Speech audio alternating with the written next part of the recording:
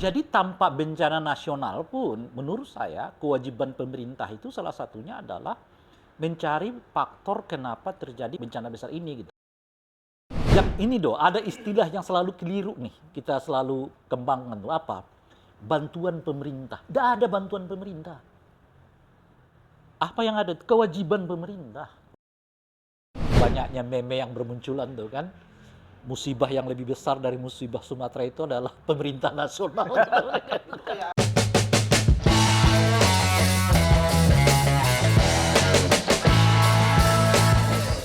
Guys-guysku, Assalamualaikum warahmatullahi wabarakatuh. Masih dalam suasana bencana, Bang. Per hari ini kita cek itu udah 1140 yang meninggal dunia. Kita mau tahu secara politik apa dampaknya bagi pemerintahan, wabil khusus kepada Presiden Prabowo dan para pembantunya. Aku nggak usah lama-lama lagi, biarkan Daulah yang mentorpedo Rangkuti kali ini kan. Udah jangan main pendek-pendek gas terus.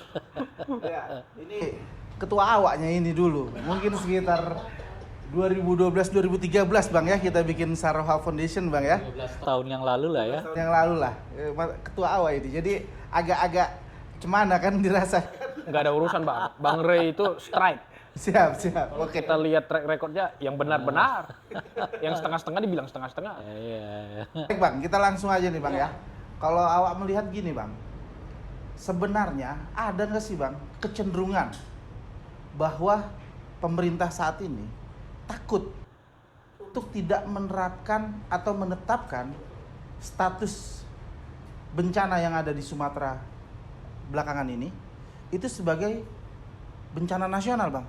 Cuman kalau menurut pandangan Bang Rey ini secara dampak politiknya ya Bang ya? Ya kalau takut ya jelas karena takut kan. Kalau dia berani kan dia tetapkan sebagai bencana nasional kan. Kalau misalnya tsunami Aceh 2004 yang lalu ditetapkan sebagai bencana nasional, ini kan sampai 3 provinsi. Ya. Dengan yang meninggal sih nggak sebanyak tsunami gitu ya, 1.400-an, tapi yang mengungsi sejauh ini yang saya dengar tuh sudah hampir 450 ribuan orang. Betul. Yang pengungsian, dan terbukti sekarang sudah lebih dari sebulan nih jalan nih. Kan peristiwa itu seingat saya 14 November, 15 November kan. Dan angka yang meninggal ini bakal naik terus, Bang. Bakal naik karena kan masih ada sekitar 500-an atau berapa yang katanya belum sempat ditemukan ya. Iya. Nah, jadi dengan tingkat kerusakan yang sangat luas. Kalau secara fisik kerusakan yang sekarang jauh lebih luas dibandingkan dengan tsunami itu kan. Fisik loh ya. Nah, karena ini menyangkut 3 provinsi ya, di Acehnya sendiri begitu besar cakupannya. Kemudian di Sumatera Utara saya kira 3-4 kabupaten ya kena itu ya. Lalu di Sumbar juga begitu. Nah, sampai sekarang tuh, nah, kenapa lelet ya? Salah satunya menurut saya karena statusnya yang tanggap darurat. Artinya kan sepenuhnya tanggung jawab penyelesaiannya itu berada di di pemerintahan daerah. Jadi boleh jadi ketiga-tiganya juga nggak saling koordinasi nih, baik di Aceh, di Sumatera Utara maupun di Sumatera Barat gitu ya. Dan ingat ya sebelumnya kan ada ketegangan nih antara Sumut dengan Aceh berkaitan dengan 4 pulau ya yang diserahkan oleh Mendagri kepada Sumatera Utara lalu kemudian dibatalkan oleh Presiden gitu. Jadi sebetulnya dengan 3 ini kalau ditarik menjadi bencana nasional kan koordinasinya ada di pusat nih, dan langsung BNPB yang menjadi penanggung jawab utama sebagai kakinya pemerintah dalam hal urusan yang berhubungan dengan kebencanaan gitu. Nah sekarang ini gimana nih koordinasinya nih, itu satu dulu. Nah oleh karena itulah kita sebut ya memang takut. Nah pertanyaannya adalah kenapa takut kan itu pertanyaan. Kenapa macan Asia ini takut ya? Apakah ada terkait ini Bang? Kalau kita dengar dibilang ya, pendapat orang bahwa ini ada sedikit kekhawatiran tentang akan diinvestigasinya tentang tata kelola lingkungan di wilayah-wilayah yang terkena bencana ini, Bang. Sebetulnya kan kalau bencana nasional itu kan lebih kepada upaya penanganan. Upaya penanganannya sekarang menuju ke nasional gitu loh. Kalau tanggap darurat kan pemerintah daerahnya masing-masing. Kalau dibuat bencana nasional naik setingkat.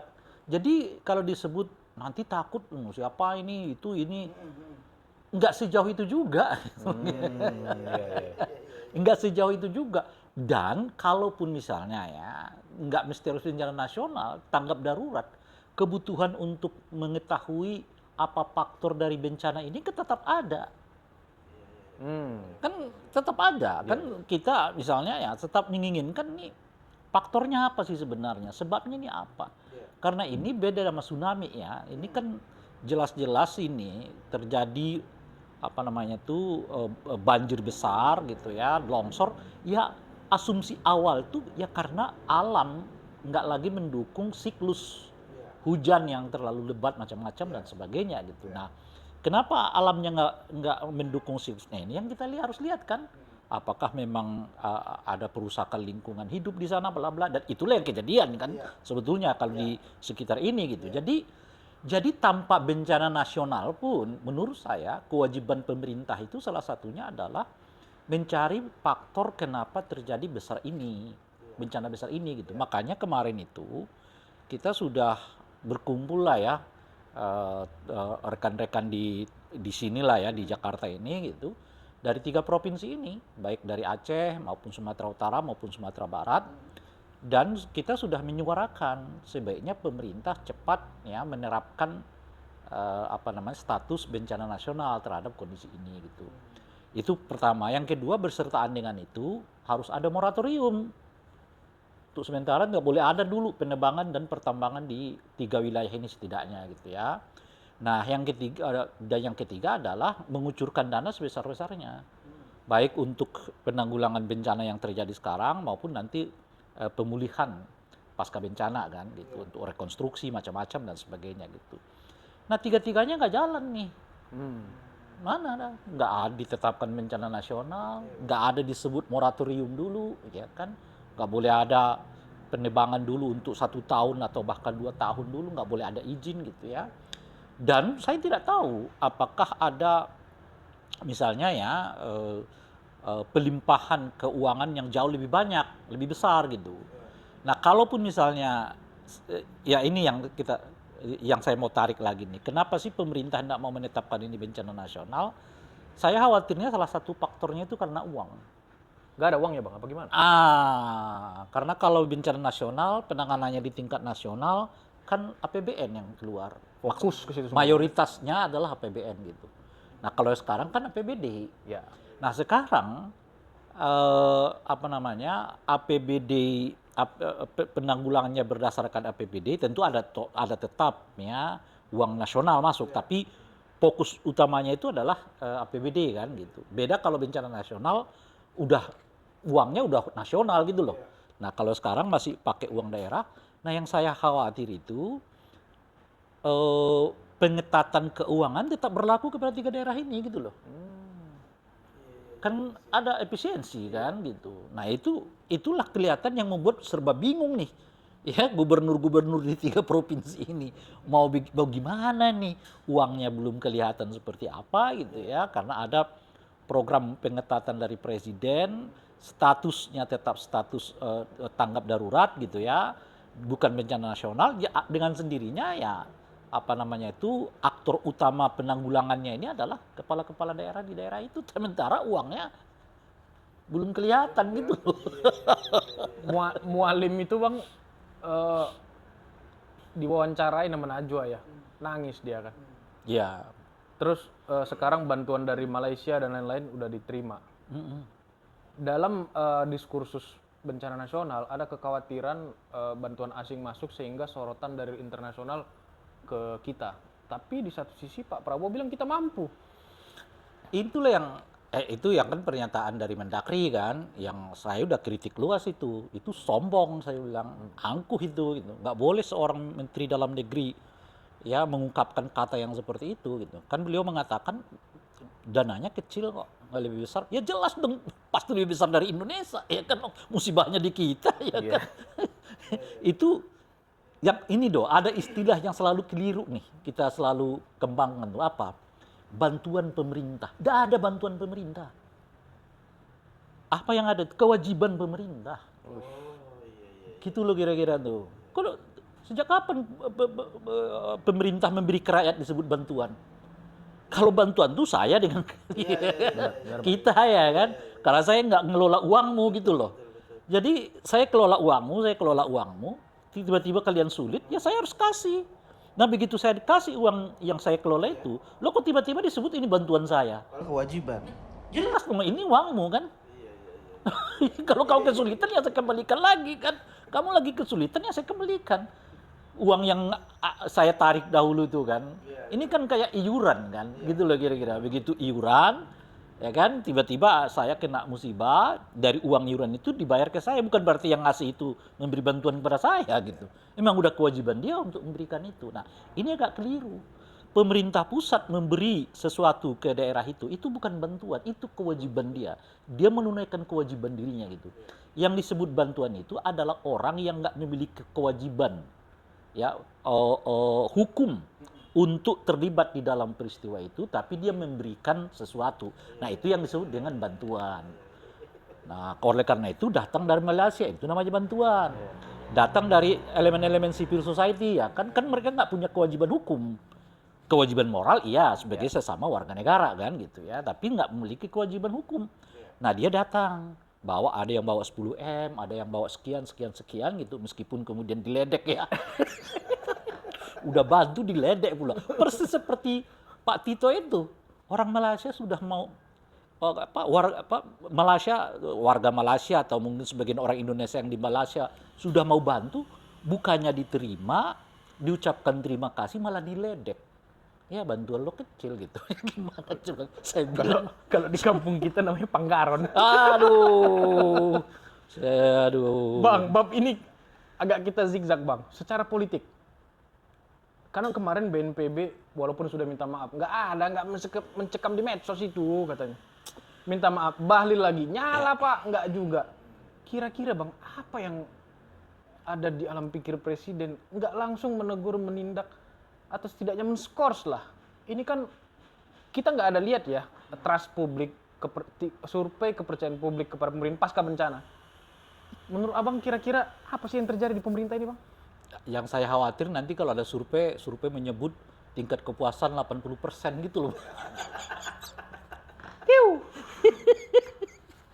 Itu yang saya khawatir gitu lah bang. Ngeri loh bang. Dan ternyata aku baca juga kan bang, dalam SAR, prinsip-prinsip SAR, nggak ada urusan begitu terjadi bencana, sigap, tanggap. Iya, kan seperti yang dilakukan oleh kan Pak JK kan. Pak JK. Kan kita udah baca semua. Betul. Kan. Jadi beberapa prosedur macam-macam lampaui dulu. Kalau dilakukan tuh status bencana nasional, itu bisa dilakukan. Tapi kalau Anda menjadikan statusnya status biasa saja, ya Anda harus melalui prosedur ini. Jadinya lelet. Tapi kalau ditetapkan namanya juga sudah bencana nasional kan. Jadi beberapa prosedur, misalnya soal transfer uang daerah ya, lalu pelibatan TNI, pelibatan apa macam-macam. Itu sudah merupakan kebijakan presiden. Nah kalau sekarang nggak bisa, Anda harus gini dulu, ya pemerintah daerah harus kirim dulu surat, ya minta bantuan TNI misalnya, minta ini macam-macam dan sebagainya gitu. Karena statusnya bukan bencana nasional, statusnya itu ya bencana lokal gitu loh, dalam konteks yang disebut dengan tanggap darurat gitu. Nah ini yang kita alami sekarang gitu. Nah jelas ya perasaan kita mengatakan, ya, saya nggak bisa mengeneralisir ya. Tapi saya juga sebagai orang yang datang dari sana mendengar cerita ya kecewa lah dengan apa yang terjadi dengan saat ini gitu ya. Ada perasaan malah kita seperti dinomor duakan gitu ya oleh presiden. Yang itu yang saya sebut tadi ya. Kalaupun misalnya pemulihannya memang nggak mungkin bisa cepat gitu ya. Tapi setidaknya penegakan hukumnya jalan dong.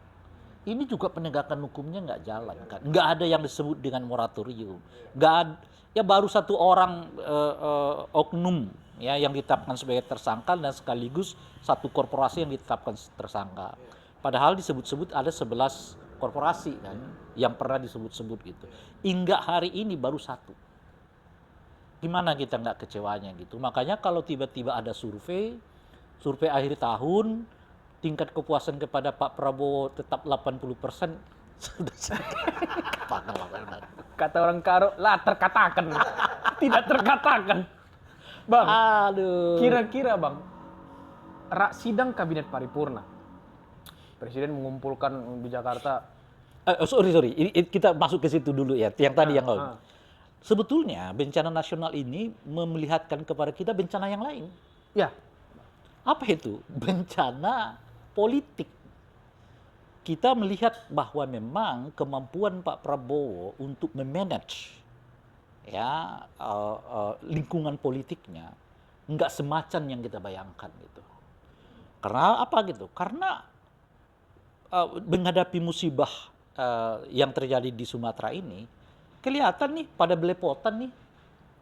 Ya kan dimulai dari BNPB yang menyebut kecil itu kata dia, lalu ada staf Menteri Kutan menyebut itu kan kayu-kayu lama ya kan yang hanyut sendiri kata dia ya kan. Lalu tiba-tiba ada menteri yang main drama pikul-pikul beras. Ya kan. listrik Bang. Ada yang menyebut nyala 80% gitu ya. Lalu ada juga menteri kita akan kirim bantuan dalam bentuk alat olahraga katanya. Jadi lalu ada juga Panglima yang menyebut kita akan kirim Starlink ya kan, tapi pulsanya isi sendiri. Ini belepotan sendiri kan. Speechless. Belepotan sendiri. Makanya saya tertarik tuh dengan banyaknya meme yang bermunculan tuh kan. Musibah yang lebih besar dari musibah Sumatera itu adalah pemerintah nasional. Kayak ABS juga berarti Bang ya. Nah, pertanyaannya betul. Menyambung Bang Daule Bang. Karena H+ berapa dia itu ke TKP Bang? Betul. Nah, itu misalnya masalahnya adalah apakah Pak Prabowo yang nggak peka atau Pak Prabowo terlambat menerima informasi. Saya kira dua-duanya. Oke. Gitu. Ya, informasi yang masuk ke beliau telat. Ya, karena ingat ya, Kepala BNPB menginformasikan itu bencana kecil kata dia ya kan. Jadi yang masuk pertama ke Pak Prabowo itu adalah nggak usah terlalu dikhawatirkan ini bencana kecil. Hanya digede-gedein aja di medsos gitu ya. Itu satu. Yang kedua, kalau kita berkaca dengan peristiwa Agustus 2025 ini gitu ya, itu juga hampir 24 jam lebih ya. Mungkin lebih tuh. Iya. Itu seperti kosong. Pada peristiwa tanggal 27 itu khususnya kan. Ya. Seperti nggak ada yang mengendalikan roda pemerintahan gitu. Sampai kemudian baru entah dari mana Pak Prabowo pidato ya melalui streaming itu ya yang diumumkan tuh, tapi sudah seperti telat. Karena udah mulai ini sana, ini di sini macam-macam dan sebagainya gitu. Jadi kalau belajar dari dua peristiwa itu, belajar dari peristiwa Agustus dan yang kemarin itu, saya kira polanya hampir sama. Informasi yang masuk ke Pak Prabowo itu kemungkinannya dua, telat dan atau sengaja dikecilkan.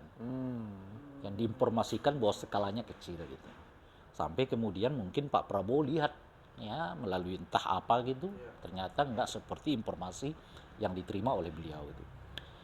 Ini menurut saya ditambah dengan kondisi yang Pak Prabowo-nya sendiri punya kecenderungan menyepelekan masalah. Gitu. Anda ingat kan? Sudah begini besar persoalannya, pertama beliau tetap ngotot nggak mau ini bencana nasional. Tetap ngomong bahkan ke dunia internasional mengatakan ini sudah kita bisa tanggulangi. Padahal kenyataannya kan enggak gitu. Ini kalau ya waktu saat itu Rusia juga ingin menjanjikan bantuan gitu ya, bahkan Uni Emirat Arab udah kirim sampai ke Medan lah ya. Lalu terjadi lagi perdebatan di sini ya kan antara apakah diterima dan sebagainya di luar yang Malaysia gitu ya. Nah, jadi beliau lalu pidato oke, sudah kita perbaiki dan kemarin juga beliau masih mengomongkan itu gitu. Dan ada pidato beliau yang lagi-lagi seperti nggak menyentuh akar masalah, yaitu soal satu, ya kan, kita akan buka lagi lahan sawit ya di Papua gitu loh. Kan menunjukkan kepada kita bahwa memang beliau nggak care dengan isu lingkungan ini gitu loh Pak. Dan saya coba ulang-ulang perhatikan lagi dalam 1 tahun ini ya. Jadi kita hitunglah sejak dari Oktober sampai ke Desember ini gitu ya. Oktober kan beliau dilantik ya. Jadi 1 tahun 2 bulan inilah ya. Saya agak jarang, bahkan nggak menemukan beliau pidato pada 3 isu. Apa aja tuh Bang? Pertama soal pentingnya menjaga demokrasi, kedua menjaga hak asasi manusia, dan menjaga lingkungan hidup. Gitu. Hampir 3 isu itu Pak Prabowo absen ya. Cuman Sepanjang yang saya tahu, mungkin informasi saya kurang bla bla dan sebagainya itu, tapi sepanjang yang saya lacak dari Oktober sampai ke Desember ini, nah 3 isu ini relatif enggak disampaikan oleh Pak Prabowo. Jadi apa isi pidato Pak Prabowo yang paling banyak sepanjang tahun ini kira-kira ya? Pertama adalah soal sawit, maksudnya kan sawit ya, sehingga muncul meme sekarang ya kan. Gimana kita bisa mencintai orang seperti Prabowo mencintai sawit ya kan? Ada meme di mana-mana tuh ya kan, gitu ya. Nah yang kedua adalah bicara soal asing ya kan. Yang ketiga bicara soal apa namanya itu kritik-kritik yang dianggap oleh beliau nggak membangun, yang membuat ribut dan sebagainya gitu. Dan itu aja. Jadi kelihatan memang stylenya Pak Prabowo ini masih style Orde Baru gitu loh. Jadi masuk ke era reformasi ini, ya bayangannya selalu tetap Orde Baru. Makanya kan beliau memang melihat ya pelibatan TNI di ranah sipil yang makin luas, oke-oke aja gitu ya. Lalu beliau agak ogah-ogahan melakukan reformasi institusi polisi gitu ya. Dan yang terakhir itu adalah ide beliau soal kembali ke pilkada tak langsung gitu.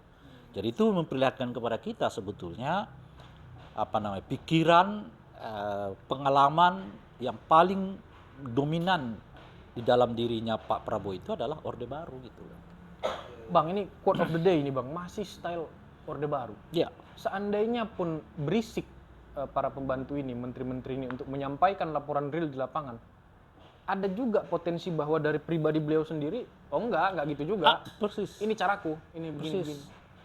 Persis gitu. Jangan boleh jadi ya sebagian sudah menyampaikan ini itu macam-macam, tetapi beliau merasa bahwa sesuai dengan pengetahuan, pengalaman dan cita rasa beliau, penyampaian itu nggak tepat gitu. Nah itu yang saya sebut tadi kan, ini masalahnya juga ada pada dirinya Pak Prabowo. Jadi bukan hanya soal informasinya yang telat, tapi memang Pak Prabowo juga punya kecenderungan gitu ya untuk melihat peristiwa itu bukan sesuatu yang luar biasa gitu loh. Nah ini perpaduan di antara itu. Nah itulah yang kita alami saat ini kan. Kalau memang let's say kita katakan Bang bahwa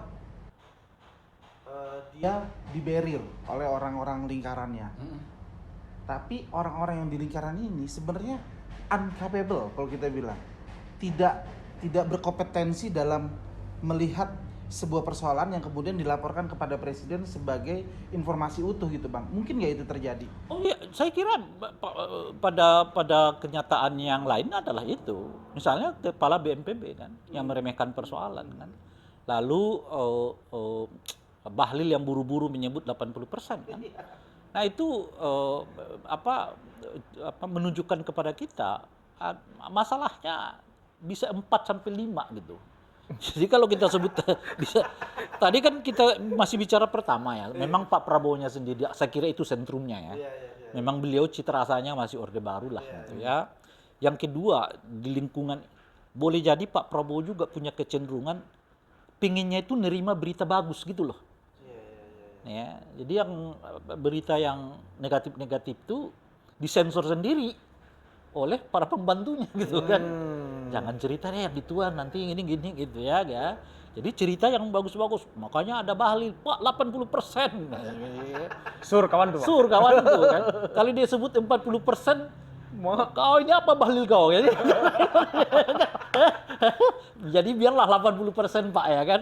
Meskipun di lapangan 40% gitu. Jadi pertama beliau cita rasanya adalah Orde Baru, tapi boleh jadi kecenderungan dia memang pinginnya menerima berita-berita yang bagus-bagus saja, sehingga boleh jadi yang terjadi ya yang negatif disensor, yang diceritakan adalah yang bagus-bagus gitu ya.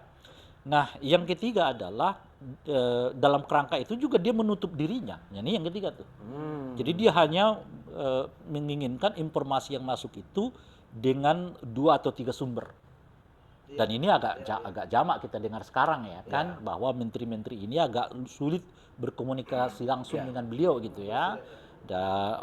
Kecuali mungkin di rapat apa namanya, rapat paripurna di antara mereka atau rapat apa namanya itu ya.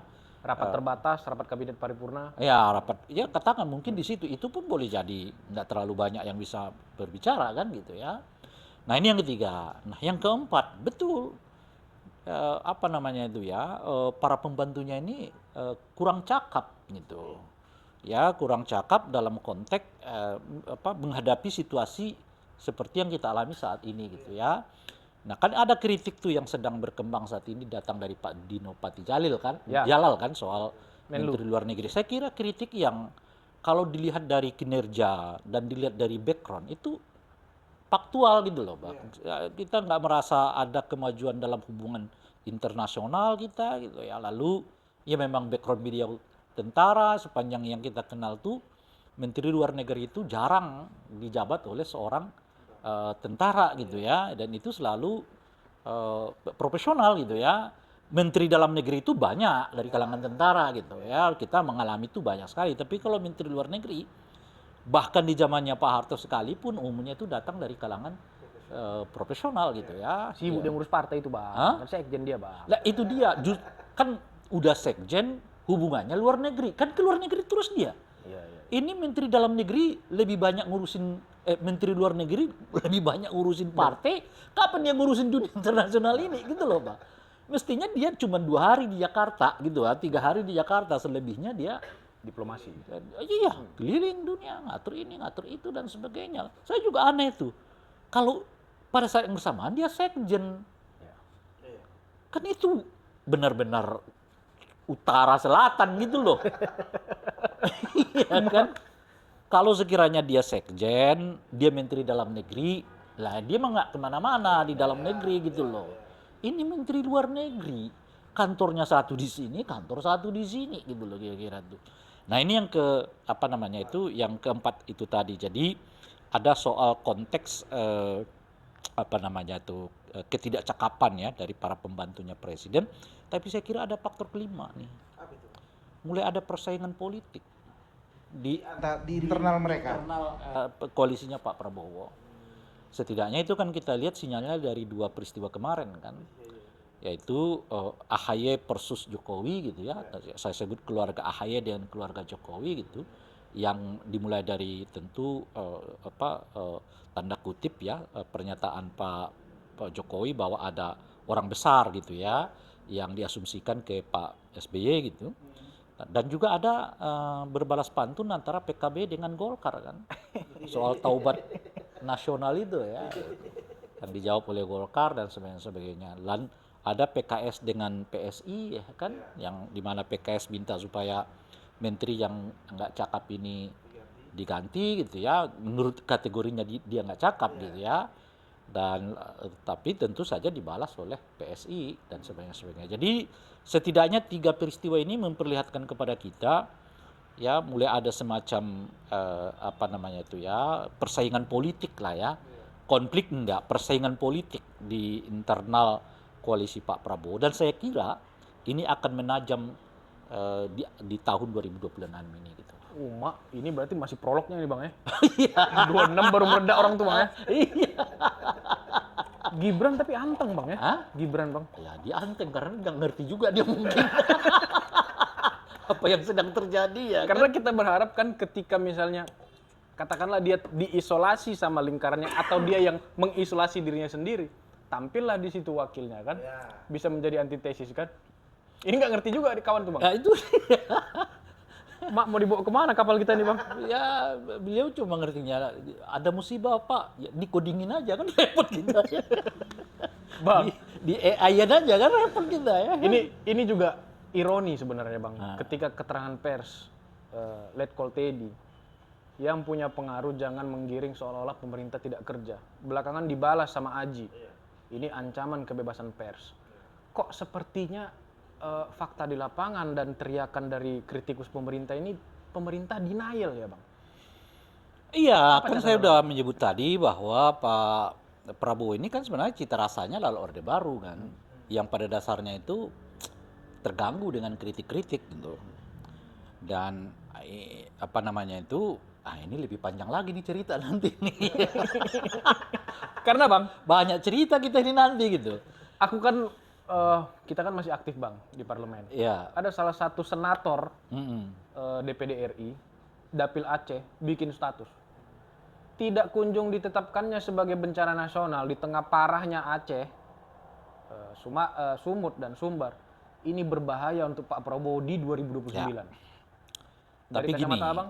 iya bisa ya. Tapi ya, Pak Prabowo juga menurut saya udah ngitung juga. Nah itu kan 4 tahun lagi. Ya. 4 tahun lagi dan ada masyarakat kita yang punya kecenderungan nggak terlalu lama mengingat-ingat sesuatu gitu loh Pak.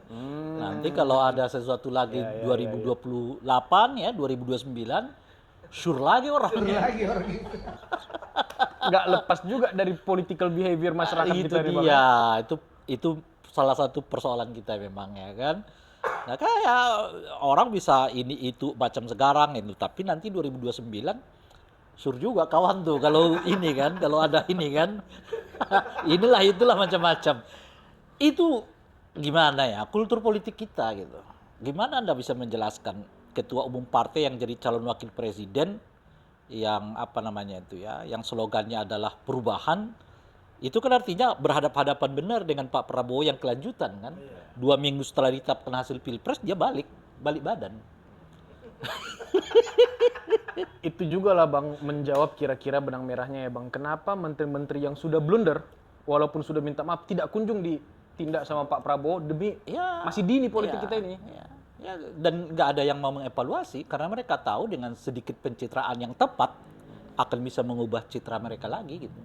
Jadi sekarang orang ada menteri yang apa namanya tuh yang dikatain orang begitu luas karena membawa beras-beras sehingga banyak sekali meme-meme itu ya. Santai-santai aja dia. Ya mungkin tahun depan kita melakukan sesuatu yang beda lagi skenario-nya apa dan tiba-tiba meledak lagi. Jangan-jangan masyarakatnya udah sur lagi kata dia. Gitu aja. Gitu aja. Jadi menurut saya udah dikalkulasi juga. Itulah sebabnya kenapa misalnya Pak Prabowo juga ngotot tidak mau menetapkan apa namanya bencana nasional gitu. Dan beliau juga memang menghitung di Aceh memang beliau kalah kan, di Sumbar beliau kalah, cuma di Sumut beliau yang menang gitu. Nah jadi apa namanya boleh jadi ya itu memang daerah yang sudah beliau nggak ini lagi gitu loh Pak. Ya apa namanya nggak bisa lagi di apa namanya tuh ditarik gitu loh. Jadi kalau kira-kira begini, kalau ada senator itu mengatakan 2029 akan sulit, ya memang saya sulit di situ. Kira-kira Pak Prabowo. Jawab belum tentu. Iya kan, tadi akan dilepas. Nah, sebab dia hanya kalah di 2 provinsi ini, kalau di Sumatera 8 provinsi yang lain kan dia menang gitu. Nah itu faktor pertama ya. Jadi ada soal kultur kita yang apa namanya itu nggak selalu bisa mengingat peristiwa demi peristiwa gitu. Nah oleh karena itu mungkin nggak terlalu mengkhawatirkan bagi Pak Prabowo soal elektabilitas itu, apalagi masih sangat panjang sampai 4 tahun ke depan itu gitu. Nah tapi kalau Anda lihat dalam konteks yang makro, jadi bukan ansih peristiwa itu, bukan ansih sebagai bencana itu, boleh jadi bencana ini bagian penting yang menyumbang kesadaran publik tentang siapa Pak Prabowo gitu loh. Ya lihatnya di situ. Tapi kalau lihatnya ansih hanya apa namanya itu 4 tahun lagi bisa Pak Prabowo buat ini buat itu. Iya, tapi kalau Anda lihat dalam keseluruhan termasuk bagaimana anggota kabinet, bagaimana ini, bagaimana itu dan sebagainya gitu ya. Nah, itu makronya ini, nah tentu peristiwa bencana di Sumatera ini menyumbang terhadap ya kemungkinan penilaian positif publik terhadap masyarakat, terhadap Pak Prabowo. Meskipun nanti ya, akan muncul lagi survei tingkat kepuasan 80%. Bang, tapi aku pengen yang itu tuh Bang. Tadi Abang belum sempet jawab tuh yang tadi ditanya Bu Grafik bahwa Letkol Teddy di dalam konferensi persnya dia itu kan kepada media pesannya kan, kepada insan pers ya. Itu kan terkesan seperti ingin controlling tuh bang, untuk narasi-narasi yang akan bersebaran di publik gitu loh bang. Itu udah selesai dengan yang saya sebut Pak Prabowo ini cita rasanya itu Orde Baru. Jadi dia mewakili ya sebenarnya bang ya. Jadi Letkol Teddy ini mewakili. iya tentu saja. Apalagi Letkol Teddy kan. Kan kita nggak kenal Letkol Teddy itu punya pikiran politik. Yes. Jadi yang keluar dari beliau itu ya itu masukan dari siapa gitu lah kira-kira itu.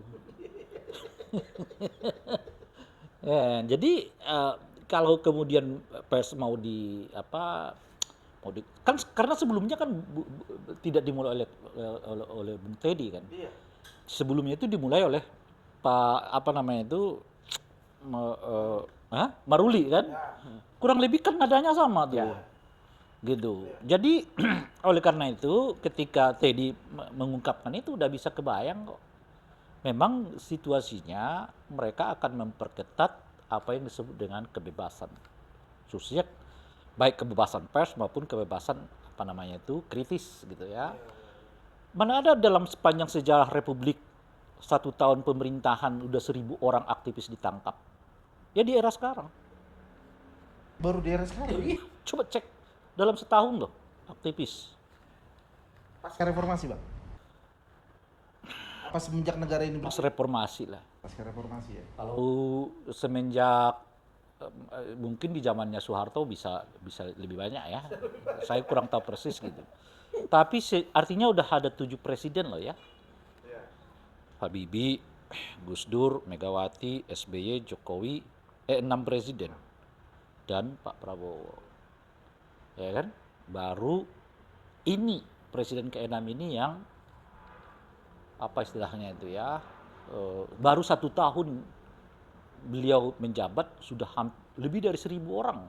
Ada yang menyebut sudah lebih dari 1.000 orang aktivis yang ditahan, ya tentu dengan berdasarkan dalih-dalih yang macam-macam. Ada undang-undang ITE, ada ini, ya, pada pencemaran, ada penghasutan macam-macam dan sebagainya lah gitu. Tapi semua itu berdasar peristiwa Agustus 2025 yang lalu gitu loh. Karena ada.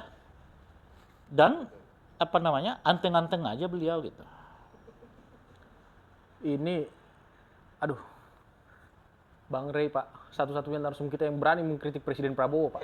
Loh, Langsung. saya nggak mengkritik, menyampaikan apa yang kita lihat di depan mata kita. Betul Bang, karena banyak yang klise bahwa ini sebenarnya dampak dari perilaku para pembantunya.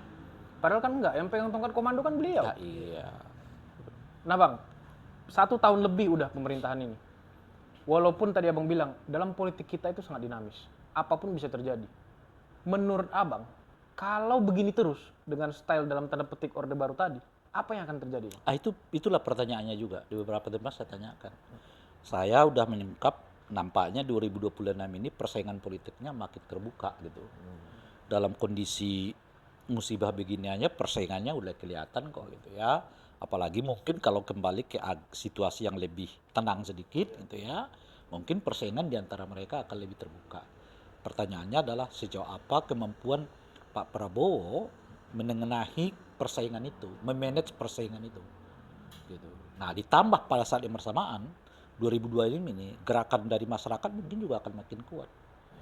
Kalau terus-menerus begini ya, cara Pak Prabowo menangani persoalan gitu ya, mengingatkan kembali peristiwa Agustus itu tetap relevan. Jadi dengan kata lain menurut Abang masih ada potensi people power Bang?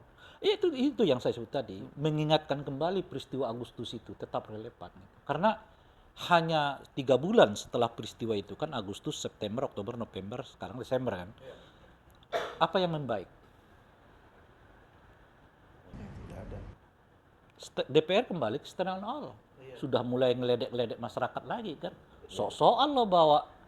Kita lebih dari itu kata dia ya. Kita Sok paling Aceh gitu. sok paling Aceh. Kita lebih dari itu. Kita itu siapa? Itu kan uang rakyat bukan uangnya dia gitu loh. Dan itu dari partai berkuasa Pak, dari Gerindra itu. Nah, itu dia. Anggota DPR Gerindra. Ada juga kan yang menyebut itu apa namanya itu ya, makin banyak nih meme-meme yang menyerang pemerintah, langsung ditangkap aja sama polisi. Kan ada juga anggota DPR yang berbicara seperti itu kan. Jadi peristiwa Agustus itu udah hilang. Ya, sekarang mereka udah mencanangkan pilkada tak langsung. Gitu. Padahal kemarin masa bakti pertama mereka itu dikepung oleh masyarakat loh. Ketika mereka mau buat rapat paripurna untuk melanjutkan putusan Mahkamah Agung kan terkait dengan batas usia kan calon kepala daerah. Ya. Jadi itu udah lupa tuh semua. Gitu. Yang apa ya, yang ingatan panjang itu bukan ingatan yang kurang panjang itu bukannya rakyat gitu loh. Di elitnya itu juga kejadian gitu loh. Mereka lupa tuh. Udah 2 kali loh DPR kita ini diguncang massa. Ya peristiwa yang Indonesia gelap itu kan. Waktu DPR mau paripurna akhirnya kemudian dibatalkan kan. Lalu yang peristiwa Agustus lalu. Nah, sekarang mulai lagi nih. Ya kan ada wacana soal pilkada tak langsung gitu ya. Nah, jadi itu satu ya, makin mengental. Sementara tentu di luar survei lah. Kalau kita lihat sehari-hari ini kan, melalui survei media sosial aja lah kita ya, melihat kita pandang itu udah kegelisahannya udah di mana-mana ya. Meme tentang ini tentang itu udah. Itu tadi saya kira tagar yang paling asik dilihat saat ini, bukan tagar, apa sih namanya? Kata-kata yang paling yang cukup viral soal pemerintah hari ini adalah bencana paling hebat di Republik ini adalah pemerintahnya gitu loh kan. Dan ada kalimat yang sama tuh. Indonesia itu paling asik kecuali para pemerintahnya gitu. Itu kalimat yang agak jarang loh. Ya, maksud saya orang tuh ada kultur kita melihat jabatan tuh mewah. Nah, saya mau menjelaskan soal kenapa survei-survei itu selalu puas gitu. Karena masyarakat kita umumnya menghormati jabatan. Bahkan saking hormatnya mereka kepada jabatan, siapapun yang masuk di jabatan itu, orangnya dihormati. Bahkan itu mantan koruptor gitu. Mantan koruptor jadi bupati lagi, wali kota lagi, gubernur lagi, dia akan tetap dihormati. Karena faktor jabatan gitu. Jadi masyarakat kita itu sangat menghormati jabatan. Gitu ya. Itu yang saya sebut tadi ini kultur pejabatisme. Jadi masyarakatnya sangat menghormati jabatan, para pejabatnya sangat menikmati jabatan. Kira-kira gitu ya. Nah, di tengah orang yang kayak begitu tuh, lalu Anda tanya, puas enggak? 80% jawaban yang tersedia itu puas. Kenapa gitu? Karena hormat pada jabatan itu, bukan karena benar-benar dia puas atau tidak. Gitu loh. Jadi sulit bagi warga negara kita itu mengungkapkan nggak puas gitu. Makanya nggak hanya di tingkat nasional itu. Kalau Anda survei ke daerah-daerah, kepala-kepala daerah yang mungkin kerjanya hanya jalan-jalan gitu ya, di survei puas. Masyarakatnya puas. Nah, itu kultur kita. Kultur masyarakat yang sulit mengungkapkan tidak puas, jangankan ke pejabat. Ke dirimu aja kalau ditanya, kau senang nggak Pak dia? Senang. Ya kan? Tanya, susah mengatakan nggak enak kan? Nggak enakan kalau gitu itu. Cuman ada kata tapinya. Nah, tapinya ini yang jadi penting tuh. Ya, senang nggak kamu dia? Senang. Cuma, itu kan. Nah, survei itu hanya melihat kata senangnya gitu loh ya. Kata cumanya nggak dilihat gitu. Nah, tapi perkembangan akhir hari ini orang mulai memperlihatkan itu. Bencana nasional kita yang paling hebat itu adalah pemerintahnya gitu ya. Semua hal di Indonesia ini mengasihkan kecuali pemerintahnya gitu. Jadi orang mulai makin terbuka nih untuk mulai melihat jabatan itu adalah musibah gitu. Pemerintah itu adalah musibah gitu. Nah, itu menurut saya kalau nggak ditangkap oleh mereka yang menjabat sekarang, mereka menganggap itu hanya meme-meme biasa, ya tunggulah mungkin peristiwa Agustus bisa saja gitu. Ditambah tentu saja faktor ketiga. Ekonomi kita membaik apa enggak? Makin susah lah bang. Mana lapangan pekerjaan tertutup semua kok. Jadi ada meme kemarin tuh yang saya dengar asik juga tuh. Saya kutip ya, mudah-mudahan kawan yang buat meme itu nggak marah sama kita. Tapi meme itu asik. Apa pekerjaan yang tak pernah kelihatan wujudnya kata dia? Jadi pemerintah. Pekerjaan yang nggak pernah kelihatan wujudnya. Dijawab ini enggak. Terus apa dong? Janji 19 juta pekerja. Iya. Enggak pernah ada wujudnya. Iya kan? Benar juga ya. Tapi saya pinjam meme itu ya, mudah-mudahan di apa namanya ya. Itu satir tingkat dewa itu. Iya. Kalau 100 hari kita tagih, mungkin oh iya, belum nyampe 3 bulan. Ini udah setahun kan? Udah setahun. Bukan rekrutmen tenaga kerja ya, yang kita dengar itu adalah makin banyak orang yang di PHK gitu. Pertanyaan pamungkas Bang Daulay. Bang, kalau tadi dari awal sampai ini kita mau penutup abang kita berdiskusi bang ya, ada terlihat bahwa ini kita bicara tentang rasa ya, tentang taste dari seorang pemimpin gitu loh. Bagaimana dia mendeliver taste-nya itu, rasanya itu kepada masyarakat yang dipimpinnya gitu loh bang.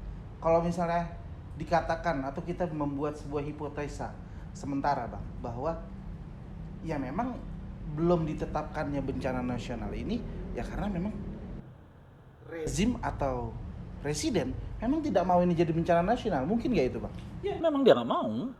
Itu yang kita sebut tadi kan di awal, dia takut. Takutnya apa gitu? Pertama adalah uangnya memang nggak ada gitu. Uangnya memang nggak ada. Nggak ada. Kan uang yang ada itu kan difokuskan untuk MBG. Lip service aja dia bilang itu Bang. Ada, cuman berapanya nggak dia ungkap kan? Ya tentu ada, tapi kan kalau bencana nasional harus lebih dari sekedar ada itu gitu loh. Lebih dari sekedar cukup gitu kan kalau bencana nasional kan. Nah sekarang fokusnya ke MBG. Nah MBG itu bahkan dalam kondisi libur sekalipun tetap jalan. Ini udah nembak mana-mana ini. Antarnya katanya Bang. Mau diantar. Ya, kadang termasuk bulan puasa, MBG tetap ada. Yang puasa nanti makannya setelah berbuka ya kan, yang nggak puasa makannya sembunyi-sembunyi gitu. Aduh, pusing. Jadi saya baca juga meme masyarakat tuh. Saya sedang sekarang baca-baca itu. Saya lagi nunggu hari ini kira-kira apalagi yang lucu ya dari pemerintah. Jadi selalu ada yang memang lucu-lucu ya kan. Ada lagi yang menyebut satu orang dapat 1 lele gitu ya. Penerima MBG itu sekarang sudah 50 juta, berarti butuh 50 juta ikan lele setiap hari ya kan. Jadi kalau kita beternak ikan lele, waduh, bisa ya kan. Udah keserap tuh sama MBG gitu. Tapi bagi Pak Prabowo itu MBG itu yang paling penting. Kalau misalnya bang dihadapkan oleh dua pilihan, menurut abang, memang presiden tidak mau ini jadi bencana nasional, atau para pembantunya yang menutupi supaya tidak ditetapkan sebagai bencana nasional, bang? Susah menyebut pembantu menutupi karena beliau dengan media sosial ini beliau udah lihat dan beliau juga udah kesana. Nah ini itu yang saya sebut ini ada kecenderungan Pak Prabowo sendiri melihat peristiwa ini sebagai peristiwa biasa aja gitu loh. Makanya kan beliau juga nggak berhenti untuk ngomong soal sawit ya kan.